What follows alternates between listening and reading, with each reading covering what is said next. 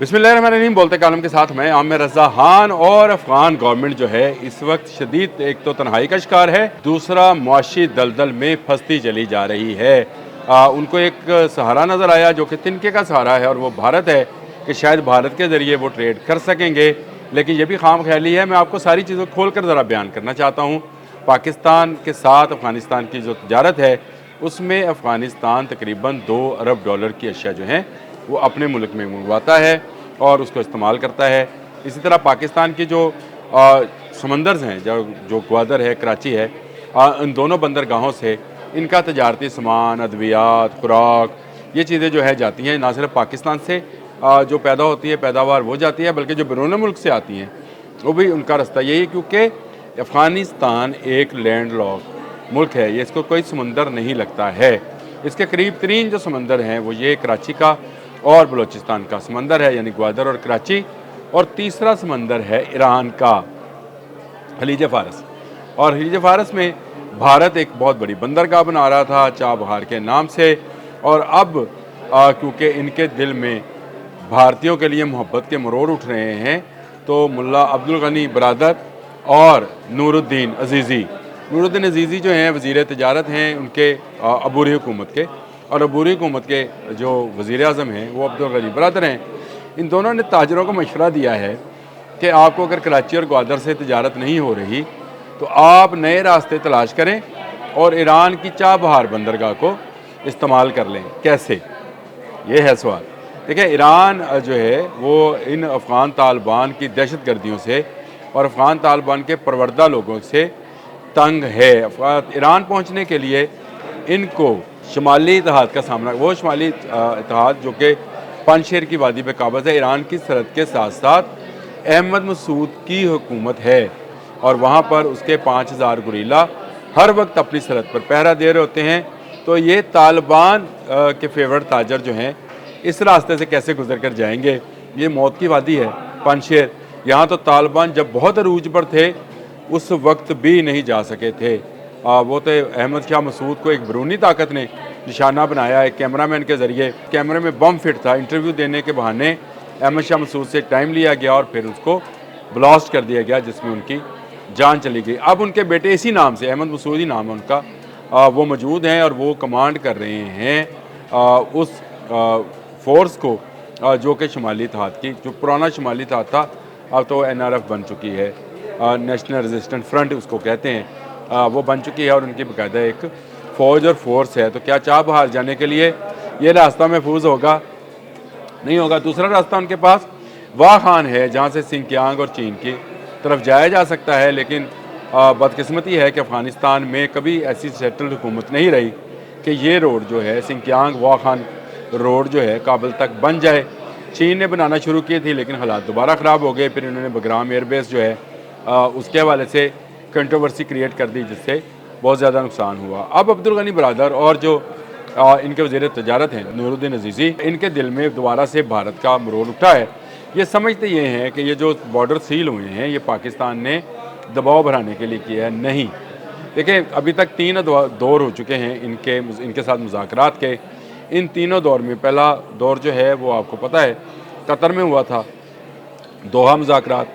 उसके बाद 2 मुज़ाकरात जो है इस्तांबुल में हो चुके हैं, और पाकिस्तान का सिर्फ एक मुतालबा था कि अपनी सरज़मीन को पाकिस्तान के ख़िलाफ़ इस्तेमाल ना होने दें, और आपको सबूत दिए गए हैं। आज भी ख्वाजा आसिफ ने यह बात कही है कि जो यहाँ पर हमले हो रहे हैं उसके सबूत हमने अफ़गान गवर्नमेंट को फिर दे दिए हैं कि ये आपकी सरज़मीन से लोग आए थे, ये अफ़गानी थे और ये TTP से तल्लक रखते थे, अफ़गानी थे, और उन्होंने आकर वाना में कैडेट स्कूल जो है उस पर हमलावर हुए थे, और जो खुदकुश धमाका हुआ उसमें भी ये अफ़गानी ही मुलव्वस थे। कहने सबूत दे दिए, लेकिन अफ़गानिस्तान की तरफ से इस बात का तो जवाब नहीं आता है कि वो अपनी सरज़मीन इस्तेमाल नहीं होने देंगे।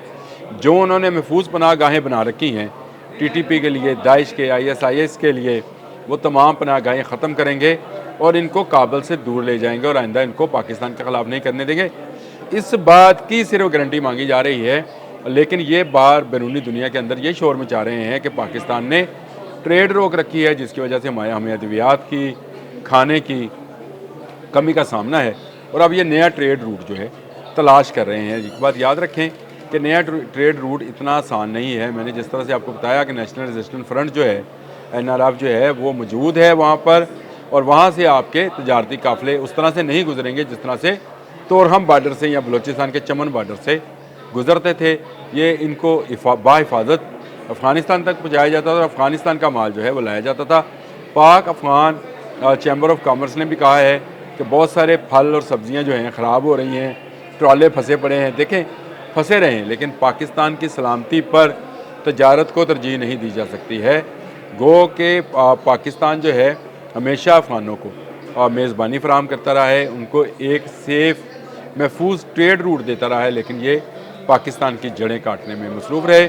अब ये जड़ें काटने नहीं दी जाएंगी, ये बॉर्डर्स बंद रहेंगे। और ये हमने बैनुल-अक़वामी दुनिया को भी बता दिया है कि जब तक ये दहशतगर्दी बंद नहीं करेंगे तब तक इनके लिए कोई बॉर्डर नहीं खोला जाएगा। और ये बॉर्डर का ना खुलना जो है वहाँ पर एक नए बहरान को जन्म दे रहा है। वहाँ पर तालिबान हुकूमत जो है हर आने वाले दिन के साथ कमज़ोर से कमज़ोर होती चली जा रही है। यहाँ तक कि काबुल पर भी अहमद मसूद के लोगों ने जो है हमला किया और उनकी काबुल से बाहर चौकियों पर पहले हमला किया, उनको मारा, फिर कब्ज़ा किया और झंडा लहरा दिया अपना, और उसके बाद वापस वो अपने ठिकानों पे चले गए। तो कैसे ट्रेड करेंगे चाबहार की बंदरगाह से, और अगर एयरलिफ्ट कराते हैं सामान को तो उसकी कीमत में इतना इजाफा हो जाएगा कि यहाँ से अफ़गानिस्तान से काबुल से भारत जाने वाला सामान जो है उसकी जो कीमत है कई गुना बढ़ जाएगी। और बनता क्या है, खुश्क मेवाजात हैं और हाथ से बुने कलीन हैं। ये इनकी प्रोडक्ट है जो अभी भारत में दिल्ली में नुमाइश है जिसमें ये नूरुद्दीन अजीज़ी साहब गए थे, उसमें 2 स्टॉल्स थे, एक खुश्क मेवा का, एक कलीनों का। वो तो इसके साथ जहाज़ों पे चले गए, लेकिन क्या ये रोज़मर्रा की ट्रेड है? नहीं है। इनको चाहिए क्या होता है? इनको खाद, चीनी, घी, तेल, अद्वियात, ये वो तमाम चीज़ें हैं जो जिसको कहते हैं कि रोड रूट से जो जा सकती हैं, यानी उस शहरा से जो पाकिस्तान ने पाक अफ़गान ट्रेड रूट जिसको करार दिया था और इनको एक सेफ़ हेवन था तजारत के लिए। अब ये अपने ताजरों से कहते रहे कि इस तरफ से चले जाओ, उस तरफ से चले जाओ। कैसे चले जाओ भाई? ईरान ने पहले ही आपके बहुत सारे महाजरीन को दहशतगर्द और जराइम पेशा करार देकर वहाँ से निकाला। जो अफ़गान महाजरीन पाकिस्तान से भी जा रहे हैं, आप उन पर भी इल्ज़ामात लगा रहे हैं कि ये अफ़गान तालिबान के ख़िलाफ़ हैं। अफ़गान तालिबान के अंदर से कंधारी ग्रुप और काबली ग्रुप जो हैं वो आमने सामने हैं। तो इस माहौल में क्या वहाँ पर महफूज तजारत हो सकती है? नहीं हो सकती है। आपको दहशतगर्दी बंद करना होगी, चाहे आप अमन मुज़ाकरात के 4थे फेज़ में जाएँ, 5वें में जाएँ, जब तक आप दहशतगर्दी बंद नहीं करेंगे पाक अफ़गान ट्रेड दोबारा शुरू नहीं होगी। बॉर्डर बंद है तो बंद रहें। हाँ, जहाँ यहाँ जो मौजूद लोग हैं अफ़गान महाजरीन, उनको ज़रूर वापस भिजवाया जाएगा। आप उनको संभालें, उनको बसाएँ। आप तो कहते थे हमारे पास बड़ी तरक्की हो रही है, हमारे डॉलर ऊपर जा रहा है, क्योंकि बैरूनी दुनिया से आपको बेपनाह डॉलर और तजारत जो है पाकिस्तान के रास्ते से मिल रही थी। ये सारा कुछ बंद हुआ है, तो आपकी चीखें निकल गई हैं। अब जो ज़िम्मेदारी है वो अफ़गान तालिबान पर है। अगर वो अफ़गानिस्तान को तरक्की देना चाहते हैं, उसको अमन का गवारा बनाना चाहते हैं, अपनी हुकूमत बचाना चाहते हैं, जो कि अबूरी हुकूमत है, मैं दोबारा कह दूँ, यह अबूरी हुकूमत है, इलेक्टेड गवर्नमेंट नहीं है। अगर इसको बचाना चाहते हैं तो उनको पाकिस्तान के साथ तल्लुकात को बहाल करना पड़ेंगे, जो सिर्फ़ एक शर्त रखता है कि आप अपनी सरज़मीन को पाकिस्तान के ख़िलाफ़ दहशतगर्दी के लिए इस्तेमाल ना होने दें, और अपनी सरज़मीन के अंदर मौजूद वो एंटी पाकिस्तान ग्रोह जो वहाँ काम कर रहे हैं, दहशतगर्द तैयार कर रहे हैं, खुदकुश तैयार कर रहे हैं, उनको रोकें और यहाँ से दूर हटाएं और उनका असला छीन लें। ये वो वाहिद रास्ता है जो अफ़गानिस्तान को तरक्की की शाहराह पर डाल सकता है, और अगर ये रास्ता ना अपनाया तो बॉर्डर बंद हैं, बंद ही रहेंगे। अब तक के लिए इतना ही। अल्लाह हाफ़िज़।